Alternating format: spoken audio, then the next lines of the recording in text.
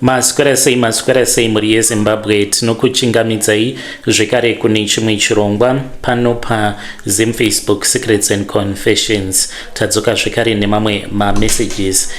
Mawana here notification yevideo randabva mukuposta. If so, you can tell me in comment section. Ranga richiti some of you did not receive a notification for that video. Iro rine vamwe vahanzvadzi vedu avo vari kuCanada vari kuona chipoko, nyanzi ndiri kuona chipoko cha Boss G.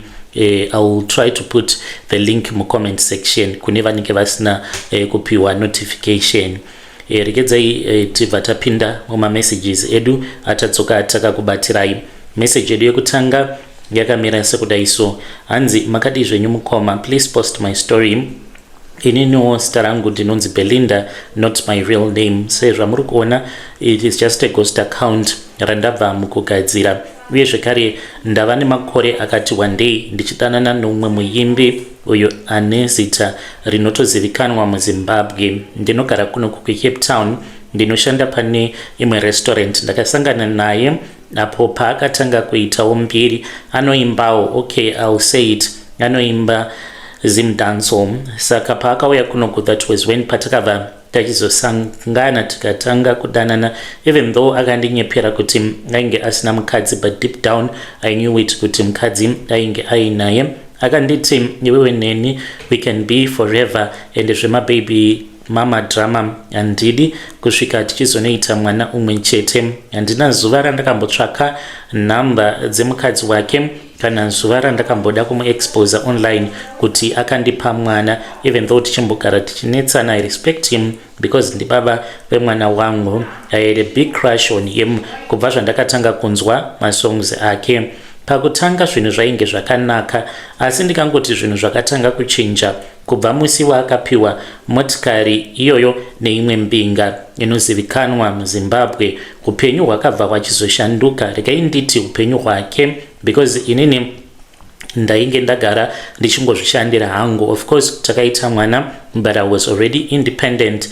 Uye zvekare ndine umwe mwana neumwe muNigerian ndiye anondichengeta ari kunoku kuCape Town. Saka upenyu hwake ndihwo hwandiri kuda kutaura nezvawo. Kubva zvaakapiwa motikari yandisingazotauri hangu kuti imotikari yakaita sei, upenyu hwake hwakashanduka kuita madhaga. Vanhu vazhinji vanofungidzira kuti motikari dzinopiwa maartist dzinongova motikari dzekungovapa nekuda kwekuti munhu anenge achifara. Asi inini zvandakaona neconclusion yangu, inini ndini vanhu vari kupiwa motikari ava vane zvavari kutorerwa kubva pavari neMbinga Dzinopa Vanhu zvinhu. Mushure mekunge apiwa motikari iyoyo, takagara tose, inini naye aiti akauya kunoko, but sezvo I am a baby mama, anoti akauya kunoko, obviously ndichida kuona kuti hakuna here vamwe vasikana kana vari saamai guru handina basa navo. Saka Facebook yake ndinenge ndichiitarisa ende ndinoona kuti kunenge kutori nevasikana nevakadzi vakawanda, vamwe vanenge vachitomuudza kuti vanomuda. So I always delete and block vanhu vakaita seivavo. Saka ari kunoku kuCape Town paakauya kuzospenda 2 months neni nemwana, ndopandakaona kuti mafollowers ake ainge achidzikira. Ndaitona magraph kutoti ainge akaita grey, zvichiratidza kuti haasisiri kunyatsokufarirwa nevanhu, but ainge atoriwo nemahits zvekutodaro, zvekuti aitofanira kutoti ange achitowana maviews akanyanyisa. Kunyangwe kuYouTube ndaiti ndikatarisa ndainyatsokuona kuti haasi kumbowana maviews as to compared kune vamwe vaimbi. Aiti kana akaisa even his pictures avo andainge ndichimutora, obviously hapana paaizombondiisa wo paFacebook pake, ndaiona kuti vanhu vaitomutuka kana kutongoblutika mapost ake. Izvi zvainge zvava kumupedza simba. He was always depressed. Ndainge ndava kutoda kutoti ndinge ndichienda naye kumadoctors so that ange achizopiwa mushonga wema-antidepressants, because ainge ava kutoita sekunge munhu ava suicidal. Aikwanisa kuposta, of course my likes aimawana, but waiti ukapinda mucomment section, and ndiri manager wepage rake, aiti kana kanditi ndideletirewo ma-negative comments, ndainzwa tsitsi nekuda kwekuti vanhu vanenge vachimutuka. and ainge achiti career yangu yava kutofa. Ndipo paakabva achizoti kwandiri, Belinda kana kuti amai Junior, tikufana kuti tinge tichienda somewhere. Amai guru vako unozviziva kuti zvekufamba havadi, vane nungo, zvekuenda kumaprofita kana kuti kung'anga havadi. Ndiri kuCape Town handida kunge ndakaziva kuti kuZimbabwe kwandava kuendeswa tiri kuenda kumba kweng'anga. Akanditi muprofita wacho ari kuda kuti amai vemwana kana kuti vevana vangu vange vachizovapo, ndiko kuti zvinhu zvangu zvinge zvichisununguka. Saka inini I fitted the bill sezvo tiine mwana tose. Ainge asingadi kuti angachienda nemukadzi wake. We then went there, ndikati ndiri kubatsira baby daddy because akaita mari zvinobatsirawo mwana wangu kana akatambudzika zvinenge zvichingondi affecta inini nemwana. Saka ndakati it's okay babe, kana uchiti uri kuda kuti tinge tichitsvaka rubatsiro kuitira kuti vanhu vange vachizouya kwauri vakawanda sezvavainge vachimboita vachikulaika uye zvekare vachikupa maviews. Ndakabva ndachizoflya ndikaenda kuZimbabwe. Akauya kuzonditora kuairport ndikaenda kumba kwavatete vanogara kuBorodal, cousin sister yake. Takabva tachizofamba neusiku tikaenda kuChiweshe. Ndainge ndisingazivi ipapo kuti tiri kuenda kuChiweshe kunogara imwe ng'anga inotyisa, inogara mune rimwe bako rinotyisa. kuChiweshe inogara mugomo. Saka takazoti tasvika pamba peng'anga, zvinhu zvandakaona zvainge zvava kuda kuitwa ipapo mukomanashi ndakanzwa kutya. Saka baby daddy vangu vakanzi vange vachibvisa hembe dzose. Vakati vabvisa hembe dzose ndobva ng'anga iya yatora hari diki yeblack. Hari iyoyo I'm sure kuti inogara kumba kwake kana kuti kugarage, because ane garage kunogadzirwa motikari kunoitwa zvekare zvepanel beating, maybe ndokwazviri zvinhu izvi. Saka hari iyi yeblack, ng'anga yacho yakati mafani ako ose awo ainge akatiza nhasi tiri kumadzosa, tiri kumapinza muhari, vanofanira kuti vange vachizouya neuwandu hwavo. Pakaitwa chimwe chivanhu mukomanashi chekuti akange achidaidza vanhu nemitupo yose yemuZimbabwe. Wose anoyera mutupo wemuZimbabwe ari fan, ainge ambori fan, ange achidzoka kwaari, kana akaposta ange achikasika awana malikes. Vanhu vose vakaiswa muhari. Akabva achizonwiswa ropa rehuku yakaslotewa. Then hari iyi yakanzi inofanira kugara yakakwidibirwa nerimwe ruva raakapiwa. Ruva iri mukomanashi ndere red, rinoita sekunge rakanyikwa muropa. Kubva musi iwoyo ndaiti kana ndakatarisa page rake ndaiona kuti mafollowers ari kuuya neuwandu hwavo, zviya zvekuti vanhu mucomment section vanenge vachitukana kana kuri kunzi pakaita umwe munhu anenge ashora, ingava iri post iyo inenge yapostewa nababy daddy vangu. Munhu wose anomuteverera akabva aita zombi uye zvekare akaiswa muhari. Hari iyi I don't know kuti iri kumba here kana kuti iri kugarage, but takabva naye kuChiweshe. Hari iyi mukomanashi yakafamba iri pakati pemakumbo angu kubva tiri kuChiweshe kusvika tichizodzoka kuHarare. Ndainge ndakaibata nemaoko angu nekuti zvainge zvirimo tainge takanzi zvainge zvisingafaniri kuti zvinge zvichizorasika. All of this I did it in support of baby daddy. Saka iye mukomanashi mushure mekunge aita mhiko dzose idzi akabva achizotanga kurwara nechirwere icho chekuti musana hausisina kusimba. Kuchirungu vanoti erectile dysfunction. Haachakwanisi kubata basa remumba semurume kwaye. Zvinhu izvi mukoma zvava nenguva yakati rebei zvichingoitika. Chinhu chinotyisa mukomanashi kupfuura zvose ndechekuti patinorara tose murume wangu anoti kana akabatwa nehope anobatwa nedzimwe hope dzinotyisa nekuda kwezvaanenge achiita ari kuhope. Zvinhu izvi pazvakatanga kuitika ndaiti zvimwe kuda ndini ndisiri kunyatsokuona zvakanaka. Saka nerimwe zuva akati ari kunoku kuCape Town mushure mekunge tanitsana nekuti hapana chatainge taita. Apa ndainge ndagara handizivi kuti kwemwedzi mingani pasina kana murume. Apa ndinomupa respect semurume wangu because I crushed on him from a very long time. Saka takati takarara, ndakamuka ndokumutarisa, ndikaona mafambiro ainge achiita chiuno chake, aita mamwe waist movements sekunge ari kurara nemukadzi asingaonekwe. Saka aitotaura zita. Pandakamumutsa ndakamubvunza kuti wanga uchiitei, akati iye anga achirara nemhepo yakaipa yechikwambo, ari kuti ruva rinombopota richishanduka kuita mukadzi uyo anouya kuzorara naye. Anotaura nevanhu vasingaonekwi muhope dzake, achiti ndiregerereiwo, ndichakubhadharai, but anenge achivabhadhara nebonde vanhu ivavo. Rimwe zuva akati achityaira, tainge tichienda kukwekwe uko kwaainge aine show. Motikari yake iyoyo iyo akapiwa ndiyo yatainge tiinayo tifamba nayo. Ndakabatwa nehope, ndainge ndakagara kufront seat pamother seat, ndokubva ndabatwa nedzimwe hope dzakandityisa zvikuru. Muhope dzangu ndakaona kuti motikari iyoyo yatainge tiri mairi yainge isiri motikari yechokwadi, asi kuti isusu tainge tiri mukati medatya guru ende rainge riri regreen, aya mazitatya akakura. Datya iroro mukomananshi rainge rakatsvukisa kumeso uye zvekare raimhanya richiita zvekujamba jamba.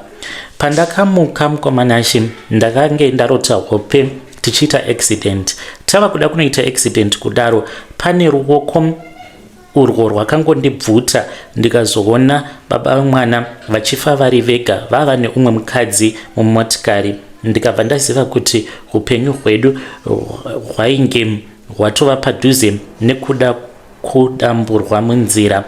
Motikari yakaputika tai mukomanashe. Lucky enough tainge tava kutoda kutopinda mukwekwe. Ainge ava kufamba kuda about 30 kilometers. Kumberi kwedu kwainge kuine rimwe truck rainge rakabloka road. Ndo zvakatibatsira izvozvo. Dai kwanga kuri kunzi tai rainge rakaputika achimhanya, maybe mungadai makazongotinzwa, makazongotionawo mumasocial media. Pamusoro pezvo, murume uyu iko zvino ane chirwere chekenza chiri kumudya zvishoma nezvishoma, asi akandiudza kuti handifaniri kuti ndige ndichizoudza kana amai vangu because vanomuda. Chirwere ichi isecret yemumhuri mavo, chakatovanzwa kubva kuvatevedzeri vake, mafollowers ake vasazofa vakazviziva. Mukomana ane nguva dzekuti anokwanisa kungosviba moyo achidya, anobva atanga kurwara. Anouya kunoku kuCape Town, neniwo ndinoenda naye kuchipatara. Zvose izvi zvakatanga to tell you kubva apo paakapiwa motikari. It's like kupiwa kwakaita motikari, upenyu hwake ainge asiri mupfumi, but zvinhu zvake zvainge zvakanyatso kurongeka, zvichinyatso kufamba zvakanaka. Chinhu zvekare chinokonzeresa kuti ndige nichida kubuda pachena, haachadi kundipa mari yekuti ndige nichirarama inini nemwana, achiti hapana chaachakwanisa kuita. Ende ndinoti kana ndakamuona mukoma, dzimwe nguva ndinombomunzwira tsitsi, but at the same time ndinonzwira mafollowers ake avo akaiswa muhari kuchiweshe. This is my confession. When you post my story ndisivise ndichange ndichizoteverera ndiri mucomment section.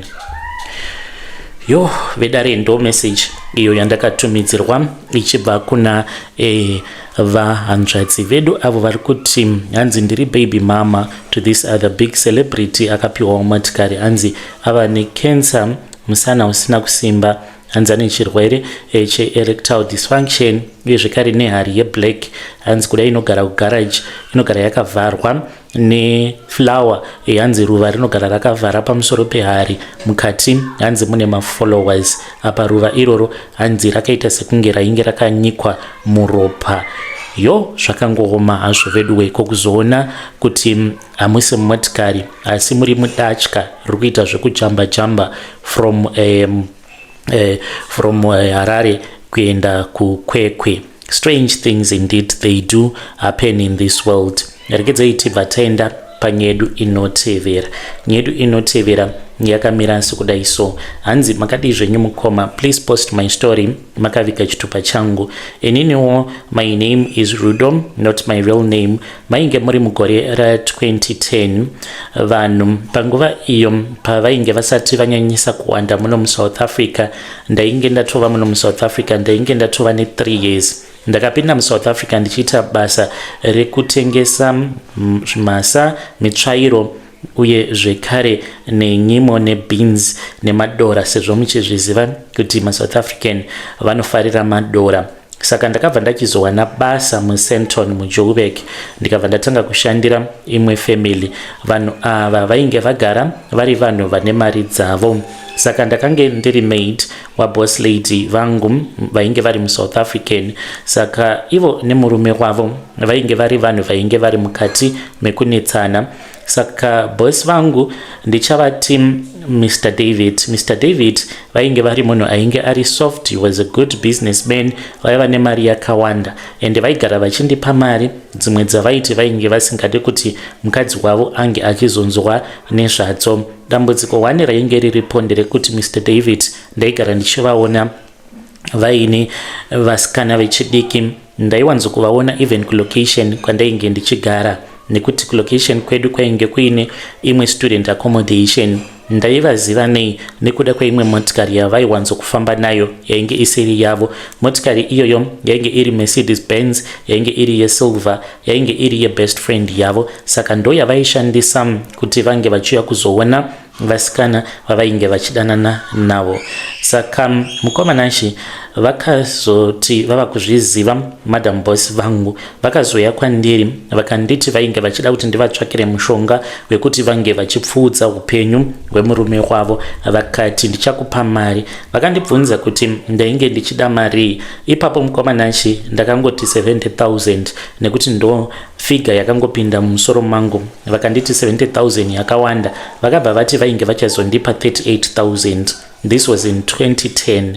Vazhinji vainge vachiwana ma 800 rands each and every month. Ndikaona kuti mari yakawanda kudaro ndaikwanisa kuzoibata, I don't know after how many years. Pandakazodzokera kumba pakati pegore iroro ndakabva ndachizoenda kune vamwe gogo vakazoshayika zvavo. Gogo ava vainge vari vechirudzi vainzi maistole. Ndaenda kwavari ndakavaudza kuti painge paine dhiri rainge riripo. Vakanditi pamari yauchapiwa iyoyo rudo unofanira kuti uchizondipawo 5,000.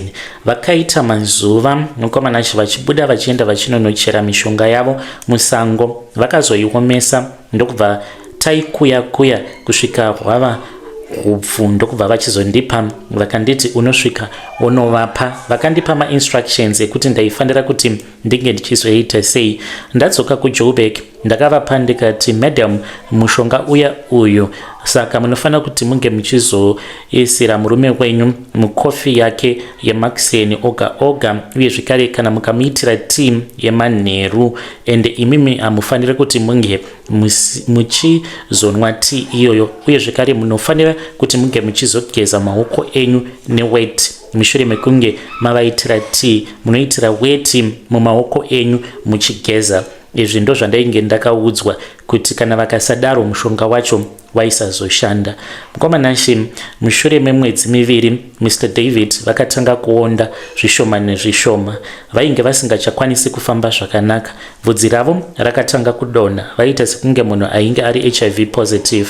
Vakavaendesa kuzvipatara zvepamusoro-soro, asi vana chiremba vaidzoka vachiti havana kana chirwere chavari kumboona. Ini nangu ndainge ndichiziva namadam boss kuti tainge takavaisira slow poison. Saka vakabva vachizondipa mari yavakandipa mukoma ishoma than mari iyo yavakawana. Mari yavakawana pa life insurance yemurume wavo, it was nearly 10 million. Mukomanashi musi wa 15 December gore iroro ndo pandakabva ndachizonzwa zvichinzi Mr. David vainge vafira kuchipatara. Ndakapiwa mari dzangu vakanditi chibuda zvako muSouth Africa dzokera kunyika kwenyu. Saka after all of these years mukoma ndichingoshanda ndichiona kuti hapana kana chiri kumbobuda. Ndinomboedza kuti ndinge ndichimboreurura kuchurch kuti izvi ndo zvandakaita, even though ndisingazoti nemo ndinenge ndichingoti ndine munhu wandakakanganisira. Haisi nyore mukomanashi kuti unge uchiudza vanhu pajekerere kuti wakaurayisa umwe murume. Apa mari yandakapiwa maybe kupusa sure pa 10 million dai ndakangoti ndinoda hangu 1 million. Saka pari zvino zvemukomanashi chandakazodzidza muupenyu hwangu ndechekuti ndinoti kana ndikavaka kana ndikada kuti ndinge ndichiita business handina kana zvandinokwanisa kuachieva. Ndinofamba 5 steps going forward, 20 steps going back. Ndakambovaka imba mukomana achikwamurehwa, but imba iyi yakasvika pakudhirika ndikabva ndachizosiyana nazvo. Handina rugare. Ndakatanga kuona chipoko cha Mr. David mugore ra2020. Vakatanga kundishanyira. Pakutanga ndaingonzwa kuti pane munhu ari kuita sekunge ari kukonzonga cup yetea, uye zvekare kana kunzwa hwema hwekofi mumba mangu, uye zvekare ndaizovaona usiku, but ndakarara manje. But iko zvino zvava kuuya live and direct. Vanouya vanenge vakasviba muviri wavo wose, vakaita sekunge munhu anenge akazodzwa madota. Vanenge vakabata cup inenge iine tea inenge ichitsva. Vanotanga kundipisa. Pandinomuka ndinenge nditori nemablisters. Vanowanzo kundipisa pasi petsoka dzangu, ende vanenge vachiti kwandiri, Rudo, sei wakabvuma kuti inini ndinge ndichifa? Sei wakagamuchira mari yekuti inini ndinge ndichifa? Rudo, tarira uone vana vangu vari kukura vasina baba vavo. Inzwa kurwadziwa kwandiri kuita. Saka vanongoti inzwa kurwadza kuri kuita hura hwangu. Mukomana ashe, ndinonzwa poison iyo inenge iri mumatumbu mangu ichindirwadza. Ndinoita usiku hwose ndichingoshinyira. Pose paanotaura mukoma ndinokwanisa kuzongoona ndava kurutsa. Ndinenge ndichitorutsa masamba ekofi, zvinhu zvitema-tema zvekuti guvhu rangu rinogomisidzira rava kurwadza richiita sekunge rinenge richidhonzewa nechemukati. Chipoko ichi hachinditenderi kurara. Ndikangovhara maziso ndinoona chiso chake. Anenge akafuta dzimwe nguva, anofuta kuzadza imba yose. Ndinoshaya kana pekufema napo. Iko zvinozvi mother ava handisisina kana access yekuti ndinokwanisa kutaura navo. Kwandaiziva vachigara, ivo vaigara kunzvimbo kwekuti haupindi pagedhi usina permission. Inini mukoma ndiri kutongotambudzika ndiri ndega. Ndakapiwa mari shomanana kuti ndinge ndichivabatsira kuuraya murume wavo. Ndiri kuda kureurura, but ndinotya. Dzimwe nguva chipoko chinombonditi enda kumapurisa uzvisunungure. Kana chadaro ndikaramba ndinotiniwa mukoma zvekuti ndinenge ndichidzurwa vhudzi. Ndokusaka mazuva ano ndava kungogara hangu ndiine cut. Zvekurukwa ndakaona kuti handibudiriri. Kana mukaposta muzondizivisa, ndichange ndichizoteverera ndiri mucomment section.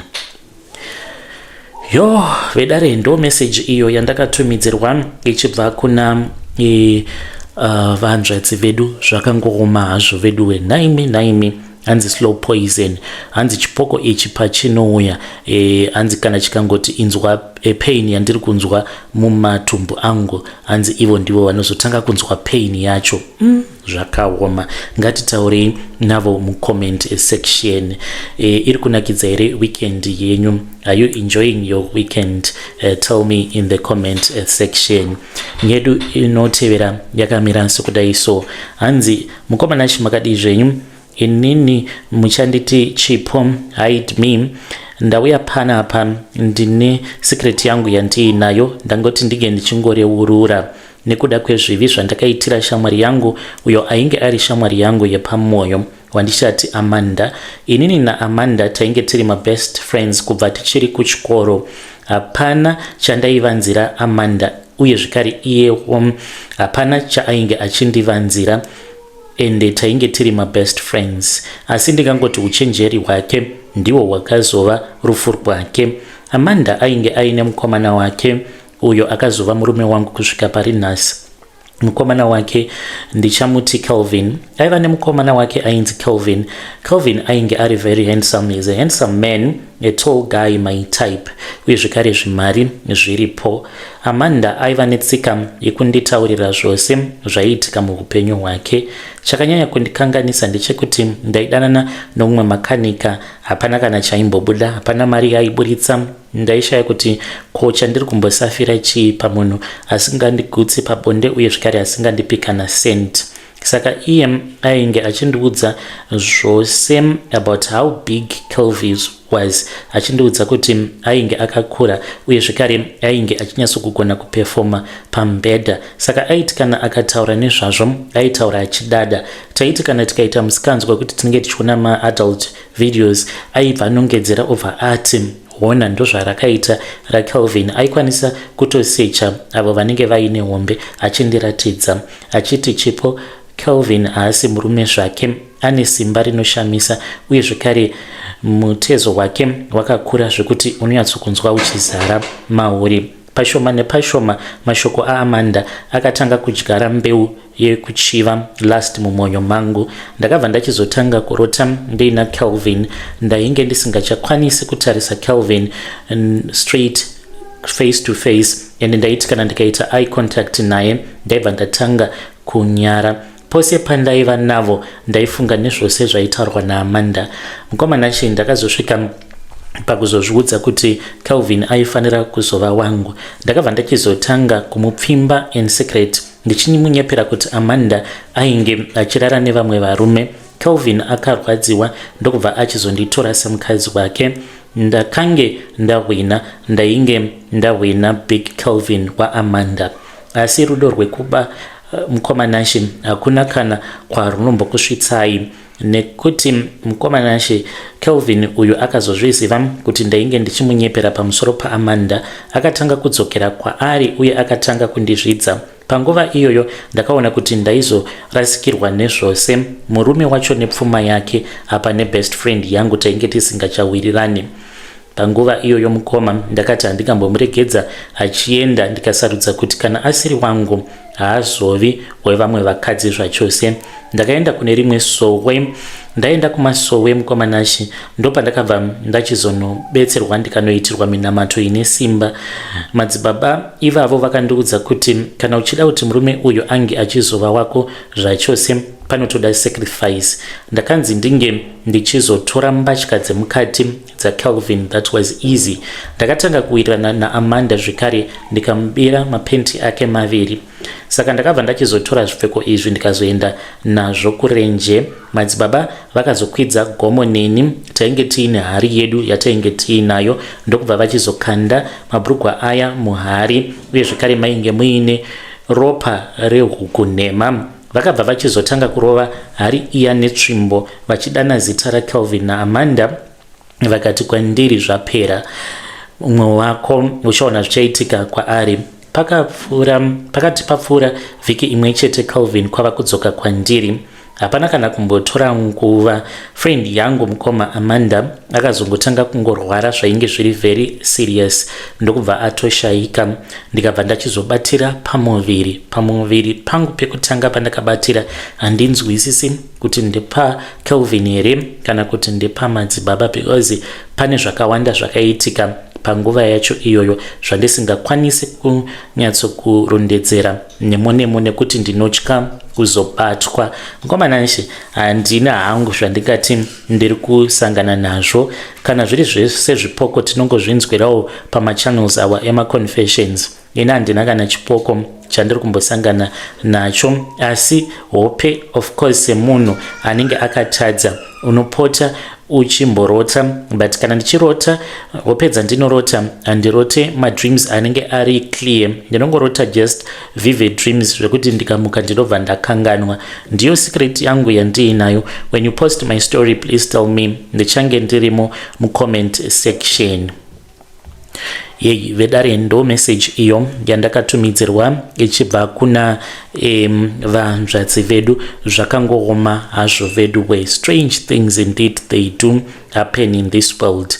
Hanzi pavakaenda kurufu rwaAmanda ndeimwe message. Hanzi pandakaenda kurufu rwaAmanda ndakaona hutsi hwainge huchibuda muvhu padhuze nepainge paine coffin raAmanda. Izvi zvakaitika tisati taenda kumakuva paya pekuti vamufundisi vanomboparidza. Saka ndopandakaona hutsi hwakangotanga kungobuda muvhu. Ndochiitiko chega chakangondishamisa chakaitika. Sezvo ndiri munhu anoshandisa maglass, ndakafungidzira kuti maybe chihutsi ichi zvinhu zvandakaona zvainge zvisiri kuitika. Pandakapukuta maglazi angu handina chimwe chandakazoona kubva ipapo kusvika pari nhasi. Ndo imwe message iyo vadiwa vateereri yandakatumidzirwa ichibva kuna vanzvadzi vedu. Ngatitaurei navo mucomment section. Zvakangoma hazvo veduwe, hanzi kungwara kwake ndiko kwakakonzeresa zvose izvi. Hanzi aindiudza kuti life yake iri bo apa inini ndiri panzara. Zvakaoma. Ngatitaurei nezvayo nyaya iyi mucomment section.